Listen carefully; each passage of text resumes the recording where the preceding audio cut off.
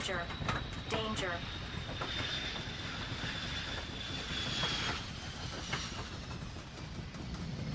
We're having a little trouble over here, but I can see the Alport now. Over. No, sorry. I meant airport, not Alport. Over. I said Alport Syndrome. Over. Everything with this landing is going wrong. And it's reminding me a lot of Alport Syndrome. Is that weird? Over? Alport Syndrome is characterized by a mutation in type 4 collagen. And, you know, it's moments like these, when your plane is going down, well, hopefully not, but you're reminded of what's really important in life.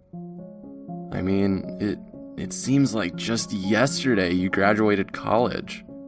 And the word college really makes me think of the word collagen. You know, after college, you walked right out our door and you started your own life. The word door makes me think of the word for. I always keep this picture next to me in case my plane ever goes down. College for collagen, door for four. A mutation in type 4 collagen. Over. Alport, we have a problem. There's another plane trying to land in front of us. It's a large, dominant, X-shaped plane. Over. Yes, you are correct. Alport Syndrome is inherited in an X-linked dominant fashion, which I'm reminded of by this dominant X-fighter plane. But what does that have to do with landing? Honestly, I think it's going to be a problem. Over. Now let's move on to the pathophysiology of Alport Syndrome. The defect in type 4 collagen leads to a defective basement membrane. And now that I can see the landing strip, it looks a lot like a defective basement membrane. Man, I am not feeling good about this landing. Over. And I'm honestly having a lot of trouble seeing. There must be like a basement membrane in the lens capsule and retina. No wonder I can't see so well. Over. That's right. This defect can lead to cataracts, retinopathy, and lens dislocation. Really just a bunch of eye problems. Makes it really hard to land a plane. Over. And Alport, it's not just visual problems. I'm also having a lot of trouble hearing you. Over. No, there's something wrong with this headset. It seems to be unplugged and sparking, which for some odd reason reminds me of the sensorineural deafness in Alport Syndrome. The cochlea's basement membrane must also be affected. Man, can I just catch a break? Over.